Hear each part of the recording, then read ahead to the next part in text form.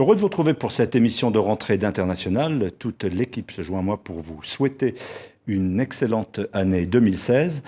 Une journée importante également en France, une journée de commémoration, du souvenir avec, vous avez pu le suivre sur les antennes de RFI et sur celles de TV5 Monde, avec les cérémonies qui viennent de se dérouler au centre de Paris, un an tout juste après la plus grande manifestation jamais organisée en France, liée bien sûr, on se souvient, aux attentats de Charlie et de l'Hypercacher.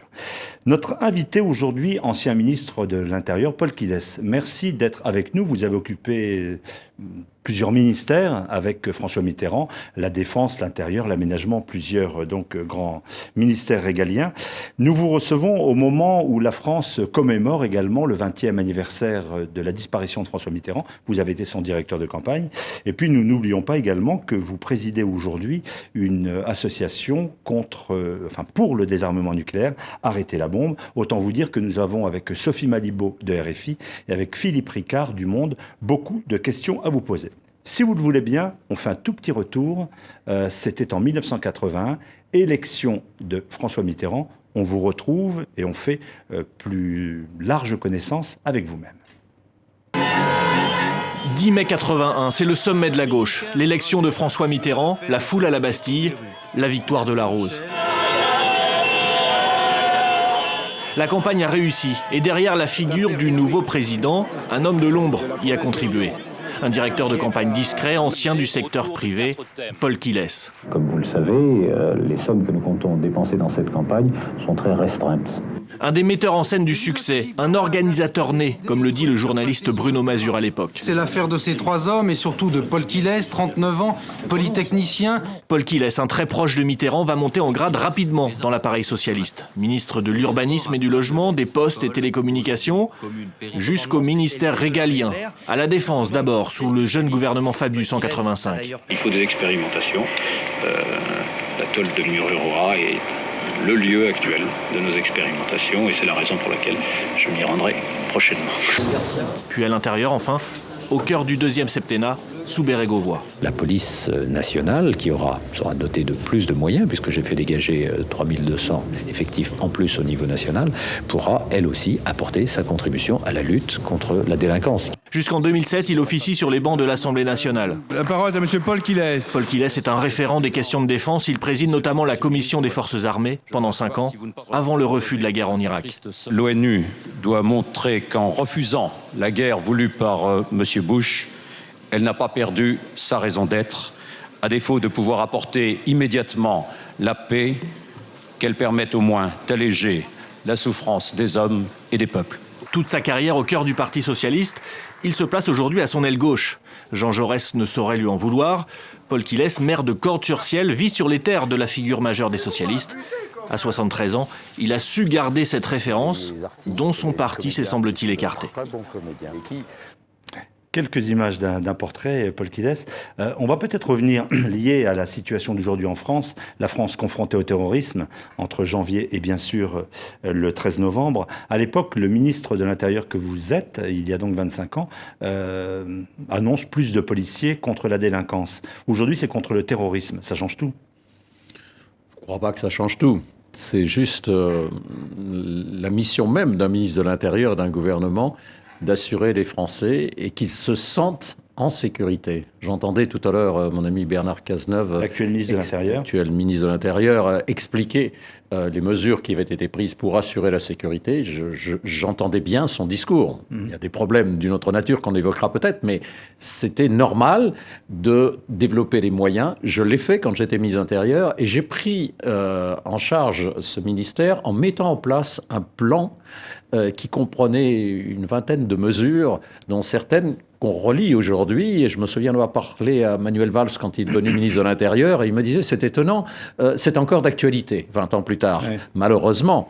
Et un certain nombre de dispositions que j'avais prises, qui pourraient aujourd'hui être encore utiles, je veux parler des plans locaux de sécurité, qui consistaient à dire que la sécurité, c'était une prérogative régalienne, mais aussi, ça devait être le problème de l'ensemble de ceux qui, d'une façon ou d'une autre, y participent, les territoires, les associations, etc. Et ces plans que j'avais mis en place, 450, ont été cassés par M. Pasqua quand il a pris ma succession. On s'en souvient. Nous venons également sur RFI et sur TV5 de suivre cette journée de commémoration. Beaucoup de commémorations, beaucoup de symboles. Est-ce que ça veut dire que quand on est à ce point dans le symbole, c'est qu'on manque de moyens d'action, d'agir contre ce terrorisme ? J'ai regardé la manifestation ce matin. J'étais le 11 janvier lors de la manifestation après l'horrible attentat contre Charlie Hebdo. Et je me souviens de l'ambiance. J'imagine ce qu'elle était ce matin. Le symbole est important. Et je crois qu'il ne faut pas le nier. Mais il faut faire attention à l'excès de symboles et à la surenchère de commémoration. Dans la mesure où on parle beaucoup de religion en ce moment. On en parle beaucoup trop, et on en parle mal. Moi, j'ai été pendant une trentaine d'années baigné dans la religion catholique. J'ai abandonné depuis pour des tas de raisons. Et une en particulier, et j'y pensais ce matin en regardant cette commémoration, c'est que les grandes messes, les grandes commémorations, c'est superbe. Moi, j'adore l'orgue, j'en joue. Donc, les grandes orgues, les grands discours, tout le monde s'aime, tout le monde est là. Mais ce qui compte, c'est ce qui se passe après. Les paroles, les commémorations, c'est important, mais les actes, c'est encore plus important. Me réclamant de Jean Jaurès, me réclamant aussi d'une certaine façon de Mitterrand, je pense que ce qui compte, c'est les actes et que les paroles, les mots, les discours sont des supports aux actes. Alors Paul Quilles, dans les réponses que la France a apportées après ces attentats, il y a l'engagement militaire contre l'État islamique. Question, Sophie Malibaud. Oui, je voulais, juste auparavant, on parlait là des problèmes de sécurité et vous parliez du problème qui est d'avoir trop d'effets d'annonce par rapport aux actes. C'est depuis 2012 qu'on prévoit 5000 membres de forces de l'ordre supplémentaires. Est-ce que vous avez l'impression qu'il y a un décalage entre ce qui est annoncé très concrètement et ce qui est fait ? Difficile de porter un jugement aussi rapide et aussi catégorique. Ce qui est sûr, c'est que dans le quinquennat qui a précédé l'arrivée de François Hollande, moins qu'on puisse dire, c'est que les effectifs ont diminué et que les objectifs qui étaient proclamés n'ont pas été suivis d'effet. Aujourd'hui, il y a à l'évidence des moyens supplémentaires qui ont été dégagés et aussi une volonté de réformer peut-être les procédures. Peut-être va-t-on un peu trop loin d'ailleurs de ce point de vue-là, en donnant plus d'importance à l'aspect administratif qu'à l'aspect judiciaire. Ça, c'est le problème de la réforme de la procédure pénale en cours. Mais ce qui est certain, c'est qu'on a besoin de moyens. On a besoin de tout le monde. C'est pas simplement les policiers. C'est la police judiciaire, c'est les juges, c'est sur place les associations, c'est des moyens partout pour lutter contre ce phénomène de la radicalisation. Moi, j'entendais encore ce matin des témoignages très émouvants, s'élevant contre la barbarie, contre ce crime organisé, contre le djihadisme. Bien, c'est du discours utile, mais il faut ensuite, comme le disent les Anglais, le diable est dans les détails. Et il faut aller dans les détails, c'est-à-dire dans les actions. Qu'est-ce que l'on fait, à quel niveau, comment on lutte. Et je pense qu'on va en parler. Mais lutter contre le djihadisme, c'est pas simplement avoir plus de policiers en France. Philippe Ricard. Il y a la réponse intérieure dont vous venez de parler, il y a aussi la réponse extérieure. Que pensez-vous des frappes en Syrie, de l'engagement français contre l'État islamique sur le terrain, Syrie ou Irak ? Alors, votre question renvoie à un discours qui me heurte un petit peu sur « nous sommes en guerre ». Nous ne sommes pas ? Je ne vous répondrai pas sous cette forme-là. Il y a des actes de guerre auxquels nous sommes confrontés. Il y a une époque, moi, j'ai vécu jusqu'à l'âge de 16 ans en Afrique du Nord. Une partie de ma famille était en Algérie. Et là, il y avait une guerre. On ne l'appelait pas guerre, on parlait des événements d'Algérie. C'était une guerre civile. Puisque moi, je suis né dans un département qui s'appelait l'Algérie à l'époque, département. Donc, c'était une guerre civile. Mon père, qui était militaire, a été en Indochine. Il y avait une guerre en Indochine, il n'y avait pas une guerre en France. Donc, aujourd'hui, il y a une guerre où ? Entre pays musulmans au Moyen-Orient. Alors, ça prendrait des heures et des jours de voir l'origine de cette guerre, l'affrontement entre sunnites et chiites, l'affrontement entre les Perses et les Arabes, toutes les erreurs qui ont été commises. Faut-il se mêler de ces guerres, justement ? Alors, j'y viens. Toutes les erreurs qui ont été commises par les pays occidentaux et qui ont conduit, in fine, si je puis dire, à l'existence de l'État islamique, la constitution de l'État islamique. La responsabilité des pays occidentaux, n'est pas la seule, est considérable. On a en tête évidemment l'intervention américaine en Irak. Contre laquelle vous étiez, on le rappelle, on vous a entendu à l'Assemblée nationale. Absolument. On pourrait revenir aussi à l'Afghanistan. L'Afghanistan, c'était quoi ? Il ne faut pas oublier quand même. L'Amérique. 79. C'est loin. 1979, c'est l'armée rouge qui arrive en Afghanistan. Et c'est les pays, les pétromonarchies, plus l'Arabie saoudite et les Américains qui viennent soutenir les djihadistes. Et il y avait Ben Laden. Au début, c'était ça, Ben Laden, saoudien. Donc pourquoi je vous raconte ça? Parce que cette guerre entre pays musulmans qui fait des centaines de milliers de morts, des millions de déplacés, ça, c'est une guerre. Je ne suis pas en train de minorer les drames que nous avons vécus, qui sont des événements de guerre, évidemment. Mais dire qu'on est en guerre, je trouve que c'est excessif. Alors, comment vous expliquez l'emploi de cette terminologie martiale par les autorités? Comment est-ce que vous l'expliquez? Puisque vous-même, qui faites partie de la gauche, on entendait dans ce reportage tout à l'heure que la guerre contre le terrorisme de Bush, vous étiez résolument contre cette formule-là. Comment se fait-il que les socialistes, aujourd'hui, l'emploient?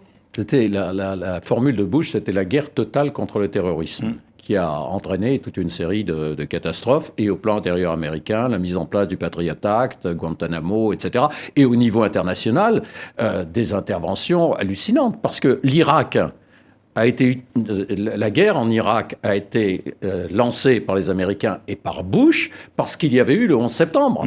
Et parce que, soi-disant, le pauvre Colin Powell, évidemment, au Conseil de sécurité, qui s'est ridiculisé en montrant des fioles et en disant, vous voyez, il y a des armes de destruction massive. Ouais. Donc, cette terminologie est dangereuse. Elle est dangereuse. Que nous participions à des opérations de guerre sur le terrain du Moyen-Orient, moi, je pense que c'est nécessaire, mais très franchement, si vous regardez le nombre de bombardements américains en Irak et maintenant en Syrie, et même russes depuis quelque temps, et que vous comparez à ce que fait la France, on est quand même... Bon, on est là, c'est un peu symbolique, mais on est présent, et je crois qu'on a raison d'être présent. Mais alors, ce qu'il y a, c'est que ce sont des frappes qui ciblent notamment des ressortissants éventuellement français ou au moins francophones susceptibles de commettre des actes terroristes en Europe. Ça aussi, ça vous semble un raisonnement, alors c'est presque sécuritaire en fait comme parade? Oui. Ça vous semble une bonne réponse ou pas? Je crois que c'est du domaine du discours. On dit, ils nous ont frappés, on se venge. Ça n'est pas la réponse au sujet. La réponse à la situation que nous connaissons, pas seulement en France, hein. Je vous rappelle des attentats, il y en a eu en Grande-Bretagne, il y en a eu en Espagne, en Allemagne, il y en aura dans d'autres pays, en Belgique. Donc la réponse, elle est quoi? Elle est d'abord d'essayer de détruire l'État islamique, de le détruire. Ça, c'est une guerre. Et on ne le détruira pas que par des bombardements. C'est une évidence. Il faudra d'action au sol. Ça ne peut en aucun cas être les Occidentaux qui y participent. Chaque fois qu'ils l'ont fait, ça s'est traduit par une catastrophe. Et qui plus est, et beaucoup plus grave, ça encourage l'État islamique dans son raisonnement et dans sa propagande qui dit, vous voyez, les Occidentaux veulent combattre les musulmans. C'est ça qu'ils veulent. Pourquoi est-ce qu'il y a eu le Bataclan ? Le Bataclan, c'était pas Charlie Hebdo. On rappelle, le Bataclan, c'est le grand attentat du 13 novembre avec plus de 120 morts. Voilà. Et cet attentat indifférencié, il y avait aussi l'idée d'aller au Stade de France, indifférencié. C'était pour susciter des réactions en retour, sous forme pour entraîner la France dans vengeance, la guerre, pour que la France soit nommée ensuite par les propagandistes, par les idéologues de Daesh, comme étant celle qui veut combattre les musulmans. Et c'est là-dessus que se fait la propagande qui pousse à la radicalisation. J'écoutais le juge Trévidy, que je trouve qu'il avait une très bonne analyse. Juge antiterroriste français, oui. Et qui disait qu'il y a 4 types de radicalisés. Il ne faut pas croire tous des voyous. Non. Les radicalisés, des jeunes en crise d'adolescence. On leur dit, tu vas donner un sens à ta vie, viens, etc., etc. Il y en a. Il y a ensuite les voyous, les délinquants, qui vont en prison. Et on leur dit, bon, alors tu as fait des bêtises, toi aussi, on va te donner un sens, tu es musulman. On va te donner un sens à ta vie. Et il y a les autres. Il y a les autres qui sont des idéologues, des intellectuels. Ces intellectuels, c'est autre chose. On leur dit, l'Occident est engagé dans une campagne contre les musulmans. Donc, il faut que tu viennes défendre les musulmans contre les Occidentaux. Ce que l'on comprend, Paul Quillès, c'est que vous êtes contre une intervention des Occidentaux. Au sol.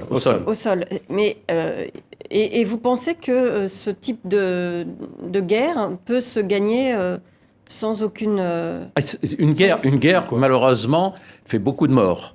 Une guerre, c'est une armée contre une autre. C'est pas la guerre asymétrique. La guerre contre le terrorisme, il n'y a pas d'armée de Daesh en France. Il y a ces radicalisés, ces gens, ces opérations qui sont montées avec une stratégie bien claire.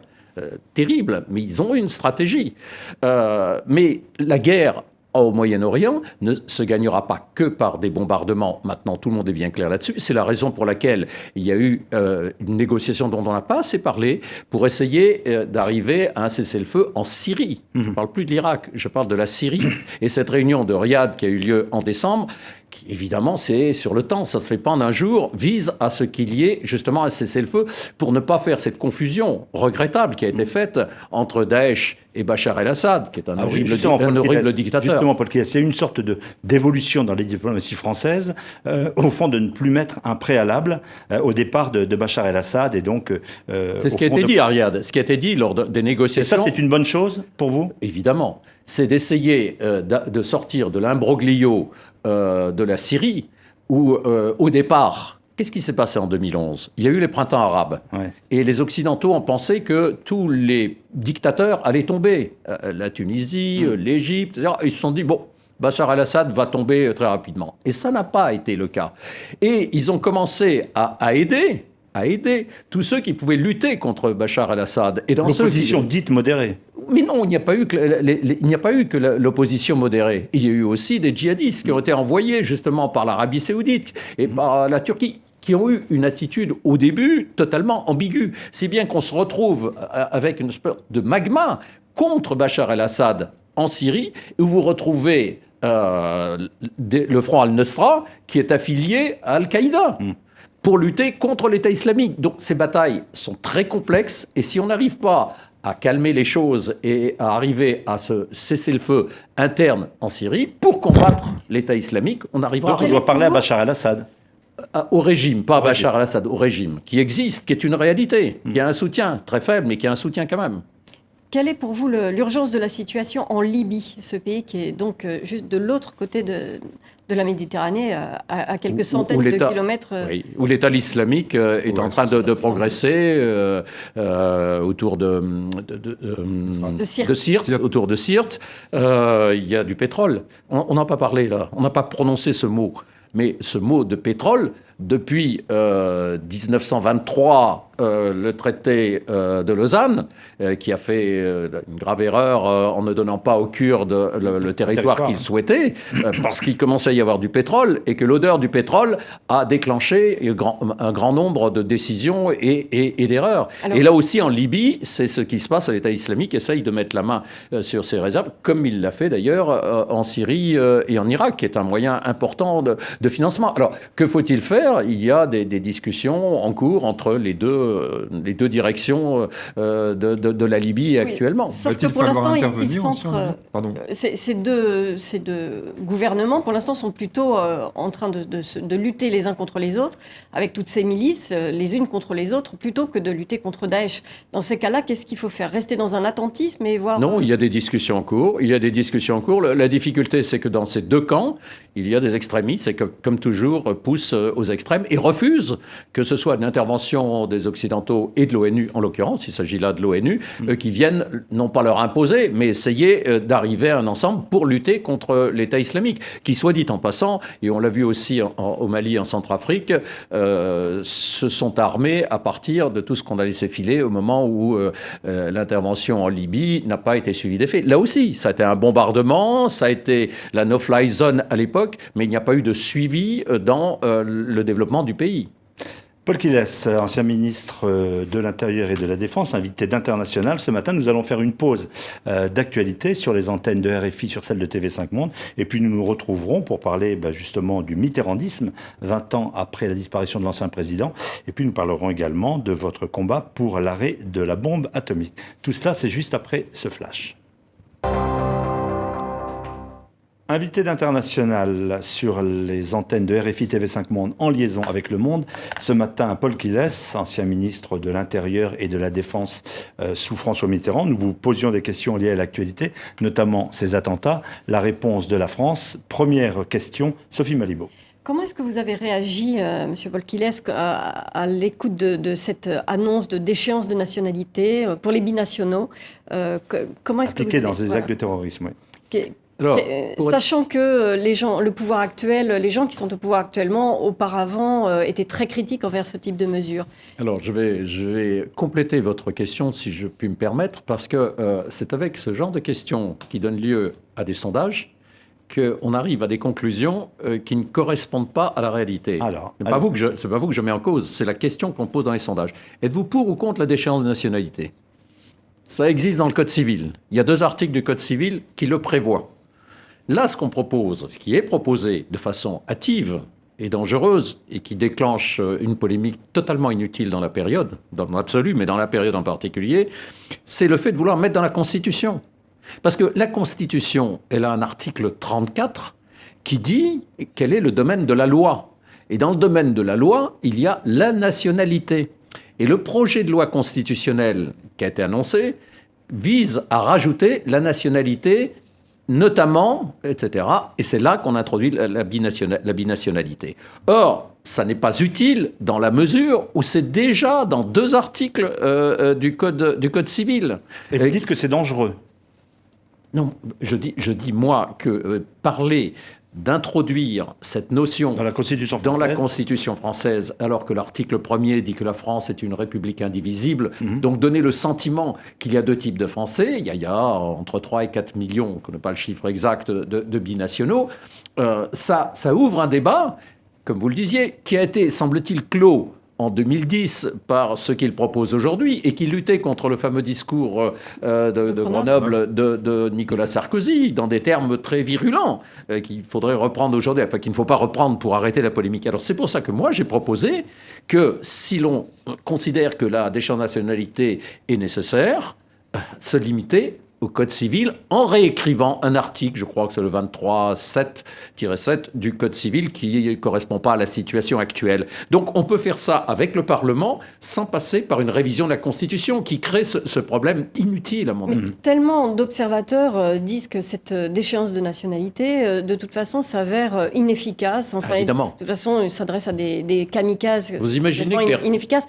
Donc, à votre avis, ce que je voudrais savoir, c'est pour quelles raisons on est allé chercher cet argument-là. Pour quelles raisons c'est venu sur le tapis? Est-ce que c'est totalement des calculs politiciens? Il y a plusieurs hypothèses. L'hypothèse, c'est que ça a été mal préparé. C'est la meilleure hypothèse. La deuxième, c'est qu'il faut taper fort parce qu'on est en guerre et qu'il faut, etc. Mais réformer la Constitution, c'est autre chose. C'est sur la longue durée. Et alors, puisqu'on parle de symbole, c'est un symbole là qui, pour le coup, est négatif. Et l'autre raison, et qui a été soulevée par de nombreux observateurs, c'est cette idée de... On utilise un mot qu'utilisent beaucoup les anglo-saxons de triangulation, c'est-à-dire faire plaisir à l'aile droite, et en disant, vous voyez, vous l'aviez proposé, et je suis d'accord. Ça n'est pas bon en ce moment, et toutes les réactions que l'on entend, que j'ai eues, moi, quand j'ai lancé cette pétition, c'est les réactions de gens qui disent, arrêtons, elle existe, restons au domaine de la loi, restons dans le domaine des attributions du Parlement, sans modifier la Constitution. Philippe Ricard, Le Monde. Justement, vous trouvez judicieux de la part du président François Hollande d'aller chasser, disons, sur les terres de droite, voire d'extrême droite, concernant la déchéance de nationalité ou toute la réponse très sécuritaire aux récents attentats? Je ne sais pas si c'est son intention, mais si ça l'est, il faut toujours se souvenir de cette vilaine formule que les électeurs préfèrent l'original à la copie. Et que dans la période actuelle, compte tenu des difficultés à gauche qui sont réelles, ça n'est pas le moment de vouloir rassembler les Français et diviser la gauche. Tous les invités qui passent sur ce plateau nous disent ça, qu'il ne faut pas aller courir derrière le Front National, essayer d'aller encore plus vite que le Front National. Et pourtant, petit à petit, le Front National progresse et on emprunte de plus en plus... Comment est-ce que vous expliquez? C'est le seul moyen qu'on trouve pour lutter? Peut-être pour compléter la question de Sophie, on reproche toujours à Mitterrand d'avoir, au fond, créé un peu le Front National avec cette fameuse proportionnelle, de faire entrer des dizaines de députés à l'Assemblée. Oui, ça c'est totalement absurde. Je l'ai vécu directement et je me souviens des élections de 1983. Le Front National avait monté, il avait déjà monté à l'élection municipale de Dreux. Donc ça, c'est tout à fait autre chose. Et en plus, alors, c'est une contradiction extraordinaire puisque les socialistes proposaient toujours la proportionnelle. Et quand, au moment d'y arriver, arrivé, ah bah non, il ne faut pas le faire. Et le fait que moi j'ai été député à l'époque où le Front National était présent à l'Assemblée nationale, ça ne m'a pas tellement gêné. Ils étaient là, ils représentent une réalité dans le pays, même si on ne l'aime pas, cette réalité, ils la représentent, autant qu'ils soient là. Moi, ça ne me gêne pas. Mais dire Mitterrand, évidemment, je connais le discours, machiavélique, il a fait... Non. Alors la question de Sophie sur le nouveau paysage politique français, avec un Front National qui est la première force devant le Parti Socialiste auquel vous appartenez. Attendons les prochaines élections pour voir ce qu'ils représentent véritablement. Les élections régionales étaient aussi une façon de protester contre des insuffisances de résultats à gauche, ça c'est clair. Et le fait que la droite est également très, très divisée. Donc voilà. Est-ce qu'il y a un excès de politique à court terme, de politique électoraliste et un manque de vision lointaine, un manque de prise en compte des besoins du pays à long terme? Moi, je dirais de façon positive que si on veut mobiliser un pays, il faut fixer un cap. Fixer un cap, savoir où l'on va, savoir quelles sont les aspirations, les demandes des Français. Aujourd'hui, une demande de sécurité. Sécurité, on en parle beaucoup pour ce qui concerne la protection par rapport aux attentats. Sécurité également sociale, c'est-à-dire le chômage, c'est-à-dire la lutte contre l'injustice. On pourrait parler aussi de l'intégration de certains quartiers difficiles. Ça, c'est une vraie aspiration des Français.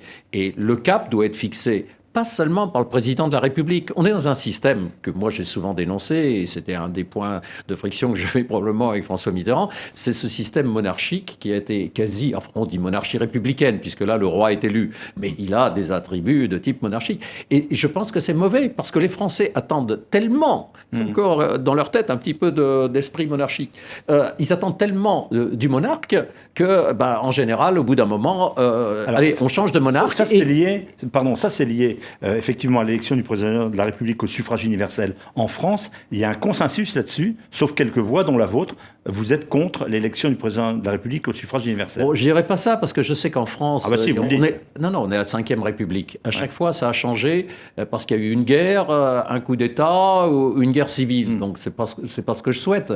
Mais je souhaite, et j'avais fait un livre là-dessus qui s'appelait Les 577 des députés pour quoi faire. C'était en 2000, ça fait un peu plus de 15 ans. Et dans lequel je faisais des propositions pour donner plus de poids au Parlement, sans en revenir à la 4e République, sans changer l'élection du président de la République au suffrage général, mais en lui donnant moins de pouvoir et en ayant des contre-pouvoirs plus forts. Ça n'est pas le cas aujourd'hui. Regardez ce qui se passe sur cette histoire de la d'échéance de nationalité, sur la réforme de la procédure pénale qui est en cours. La réforme de procédure pénale, c'est du domaine de la loi. Savoir quel est le rapport entre police et justice. Bref, ça c'est un vrai débat de nature parlementaire. C'est peut-être pas la bonne idée de le faire venir en ce moment, en même temps que l'affaire de la déchéance de nationalité qui, elle, porte sur une réforme de la Constitution. Mais sur plein de sujets, sur des sujets importants, on attend une chose, c'est la voix, la direction que va donner le président de la République. Je ne suis pas sûr que les Français, dans le monde moderne en plus, le monde qui a besoin de communication, que ce soit comme ça qu'il faille faire fonctionner notre démocratie. Et vous trouvez, depuis son élection, que François Hollande est à la hauteur de ces enjeux, justement, pour bien tracer la voie ? Comment expliquez-vous l'énorme déception qui, très très vite d'ailleurs, s'est saisie du corps électoral français vis-à-vis de cette personnalité fraîchement élue pourtant? Je pense que François Hollande s'est glissé dans ce fonctionnement de la 5e République. Je ne sais pas s'il y a pris goût, mais en tout cas, il semble apprécier le mode de fonctionnement. Par rapport aux objectifs et à la perte de cap qui est évidente, qui se voit à travers l'opinion publique, l'opinion de gauche en particulier. Droite, ils sont contre de toute façon. Mais à gauche, il y a une déception. Il y a eu des événements plutôt négatifs. Quand François Hollande a été élu, son électorat était de gauche, y compris ceux qui l'avaient combattu au premier tour. Et je fais la comparaison avec 1981, j'ai bien suivi. François Mitterrand avait eu Georges Marchais contre lui, et une campagne très dure au premier tour. Oui. Très dur au premier tour. Et il a fait un gouvernement d'union de la gauche. Ça n'a pas été une partie de plaisir, mais il a mis en œuvre les principales dispositions qui étaient celles qui avaient mobilisé l'électorat de gauche concernant le social, les nationalisations, l'abolition de la peine de mort, toute une série de marqueurs de l'opinion de gauche. Ces marqueurs ont disparu. Et François Hollande avait pris 2 engagements. Un, de renégocier au niveau européen. Il ne l'a pas fait dans les mois qui ont suivi, et c'était très important. Le pacte de stabilité budgétaire, c'est ça? Absolument. Et c'était une erreur, effectivement, de ne pas renégocier.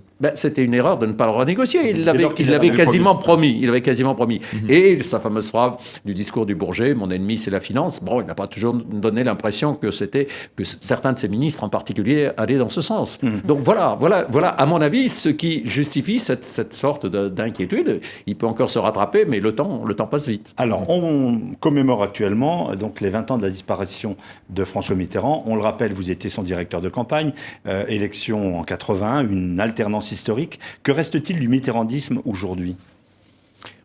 Aujourd'hui, 20 ans après le décès de François Mitterrand, il reste de grands souvenirs. Le souvenir d'un homme. Des souvenirs, mais est-ce qu'il y a des héritiers politiques ? Le souvenir d'un homme d'État, de gens qui l'ont connu. Héritier, on n'est pas héritier de Mitterrand. Ceux qui s'en réclament ne se souviennent pas très bien quel homme il était. Je suis d'ailleurs un peu frappé qu'avec le recul, les gens parlent de lui comme ils n'auraient peut-être pas parlé de son vivant. Mais moi, je ne suis pas mandaté pour donner la vraie parole du mitterrandisme. J'étais proche de lui pendant 20 ans. J'ai été à différents niveaux proche de ce qu'il faisait. Je l'ai aidé, j'ai suivi ce qu'il faisait. Je me suis enrichi politiquement de sa façon de faire. J'ai eu des désaccords forts, et je lui ai dit, et je lui ai écrit, notamment s'agissant de la lutte contre le chômage. Je me souviens très bien, c'était après la première guerre du Golfe, où il avait pris 20 points dans les sondages, tout le monde disait formidable, comme c'est passé, et je lui ai écrit en lui disant, vous avez gagné une guerre, entre guillemets, il faut en gagner une autre, c'est celle contre le chômage, c'est vital pour le pays. Et l'histoire se répète aujourd'hui avec ces hausses dans les sondages quand il y a une intervention, et puis en fait, rebaisse assez vite en général. Capacité en fait à inverser la courbe du chômage. Oui, mais ça c'est plus durable qu'une hausse de quelques points dans les sondages. Et la gauche n'apprend pas de ce type d'échec ? La gauche, je ne sais pas, certains peut-être, mais moi je me souviens de la réponse de Mitterrand qui m'a beaucoup peiné, et il l'a redit un jour, je crois le 14 juillet à la télévision, il dit contre le chômage, on a tout essayé. Et ça, à mon avis, c'était une erreur. Et voilà, c'était un point de désaccord. J'en ai eu un autre, c'était le financement des partis politiques. Je pensais au milieu des années 80 qu'il fallait faire quelque chose. Je lui ai dit, on verra plus tard. On a vu plus tard, et ça, comme on a vu trop tard, ça a entraîné toute une série d'erreurs qu'on a payé très cher. Dans ce qu'il reste, il y a son aversion pour les sondages. Notamment, il annonce l'abolition de la peine de mort, alors que le pays, majoritairement, est encore pour la peine de mort. Il a dit, et je trouve que c'est une formule que tous les dirigeants français devraient retenir, on ne gouverne pas avec les sondages. Surtout quand on pose la question de façon incomplète. On dit aux gens, êtes-vous pour la déchéance de nationalité ? Oui, moi je suis pour. Mais dans le Code civil, pas dans la Constitution, parce que c'est beaucoup plus grave. Et dans un domaine auquel je tiens, qui est celui du désarmement nucléaire, c'est la même chose. On pose une question aux gens en disant, j'ai un sondage extraordinaire que je pourrais vous montrer, organisé par le service de communication du ministère de la Défense, qui demande aux gens, ce sondage fait tous les ans, à votre avis, compte tenu de l'état du monde, pensez-vous que la modernisation de l'arme nucléaire est nécessaire pour asseoir sa crédibilité ? On sonde les gens là-dessus. Ils comprennent strictement rien. Ils ne savent pas ce que c'est que l'arme nucléaire, une arme dangereuse qui fait boum. Ils ne savent pas ce que c'est la moderniser, et ils ne savent pas ce que c'est que la crédibilité. Mais on sonde quand même. Paul Quilès, pour la clarté de nos auditeurs et téléspectateurs, je vais montrer effectivement ce livre, votre livre, Arrêtez la bombe. Votre combat aujourd'hui, c'est l'abolition. C'est l'arrêt de la bombe atomique. Aucun candidat majeur à l'élection présidentielle en France ne vous suit sur ce terrain. Alors d'abord, il faudrait qu'on en parle. On n'en parle même pas. Ça veut dire qu'il y a une sorte de consensus. Mais non, il n'y a pas de consensus. Il y a un consensus par défaut. On n'en parle pas. Moi, j'étais président de la commission de la défense à l'Assemblée nationale. Le dernier débat sur la dissuasion nucléaire, c'est 1995, quand Jacques Chirac a relancé les essais nucléaires. J'y ai participé et j'ai relu ce que j'ai dit à l'époque. J'étais pas complètement sur cette ligne-là. Je l'étais au fur et à mesure. Quand j'ai vu qu'on ne remettait pas en cause des modes de réflexion qui sont ceux d'un monde ancien, ancien. Ce monde ancien, il est terminé depuis la chute du mur de Berlin. On n'est plus dans un affrontement Est-Ouest. On a un monde, multipolaire, on dit, oui. Oui, on dit plus multipolaire. Et dans ce monde multipolaire, la dissuasion n'a plus du tout le même sens, n'a plus de sens du tout. Mais on peut se passer de la bombe atomique, c'est un outil politique, diplomatique, presque de rayonnement international.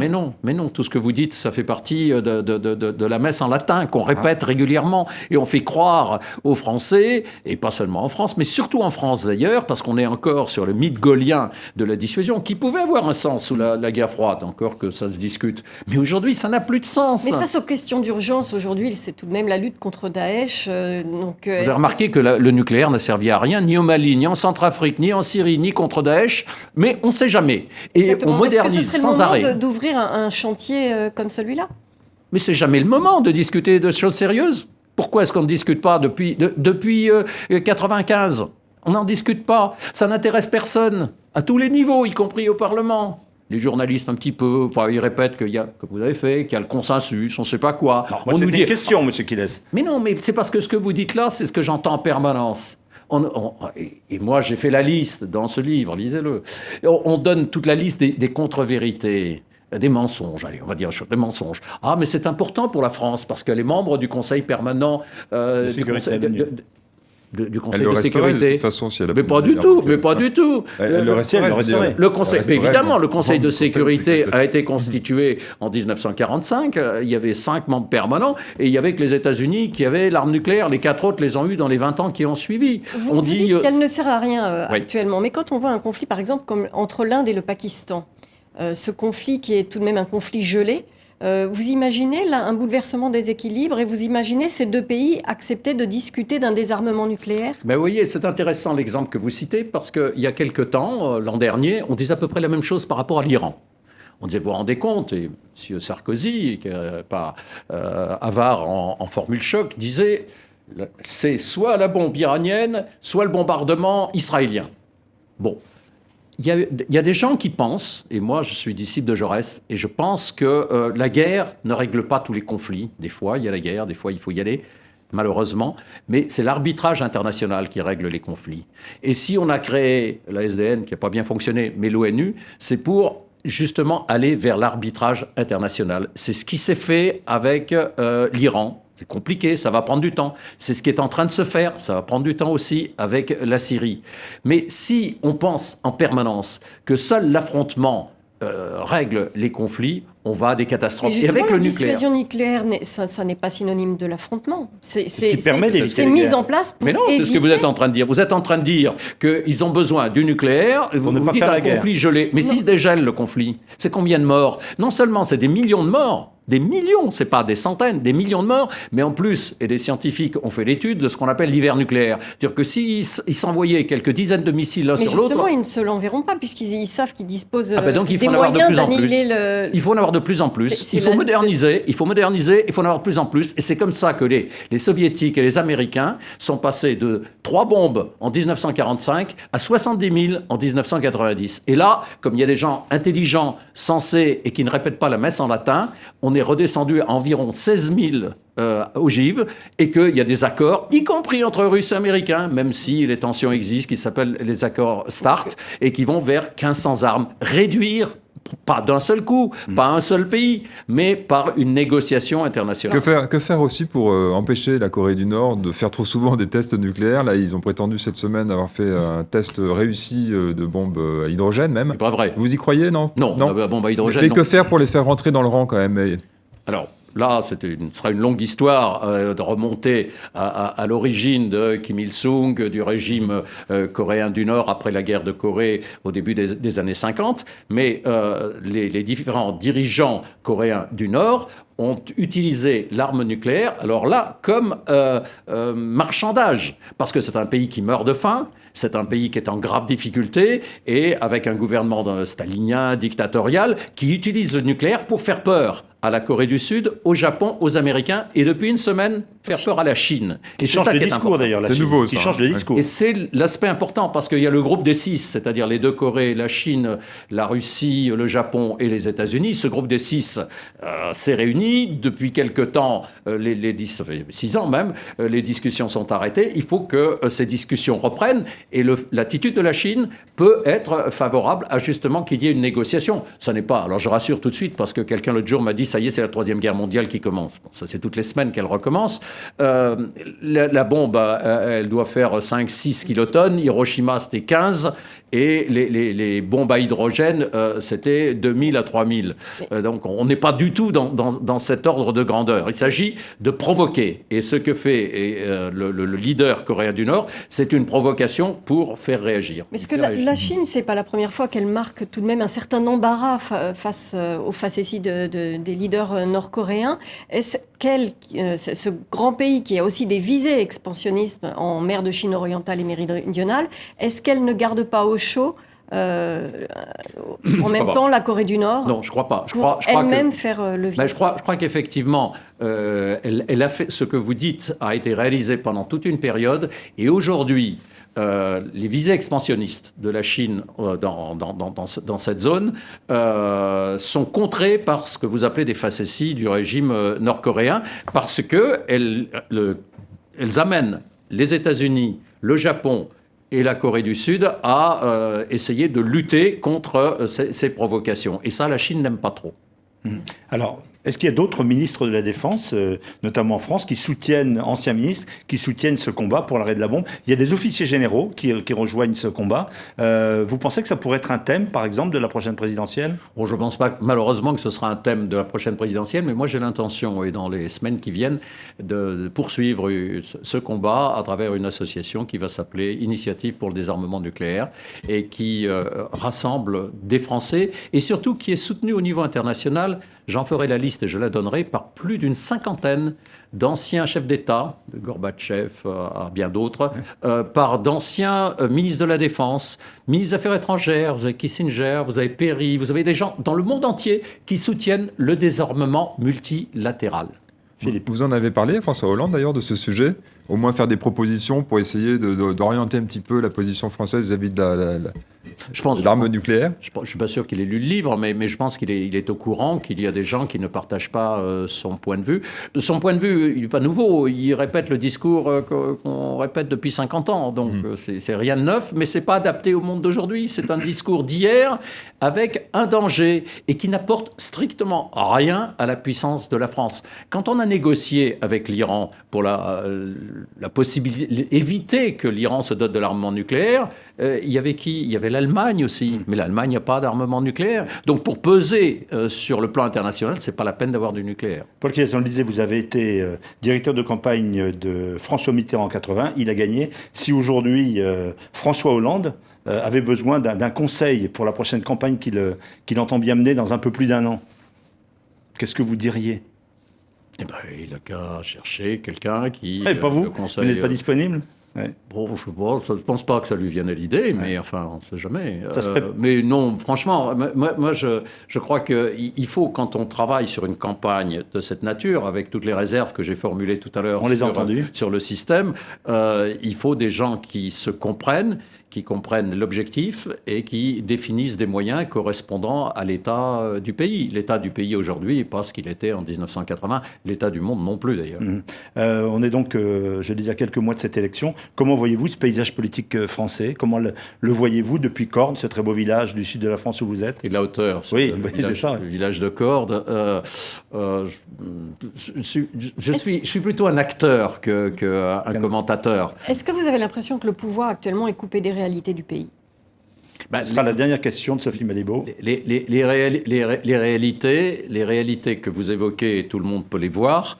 Ce qui m'importe à moi, c'est qu'on aille vers les Français pour connaître leurs besoins, leurs demandes, et que l'on passe, comme les sujets sont souvent compliqués, on en parlait tout à l'heure, que l'on passe par leurs représentants. Dans une démocratie, il y a des représentants. Je disais il y a 15 ans qu'il y a trop de parlementaires, il faudrait qu'il y en ait moins, qu'ils aient plus de moyens et que la répartition des pouvoirs soit modifiée pour que les Français aient le sentiment qu'ils n'ont pas aujourd'hui, qu'ils sont véritablement entendus. Paul Quilles, merci d'avoir été aujourd'hui l'invité d'International, RFI TV5 avec Le Monde. Je remontre ce livre, cette campagne, cet engagement, ce combat qui est le vôtre. Arrêtez la bombe. Merci d'être venu sur ce plateau. Excellente suite de programmes sur les antennes de RFI et de TV5 Monde.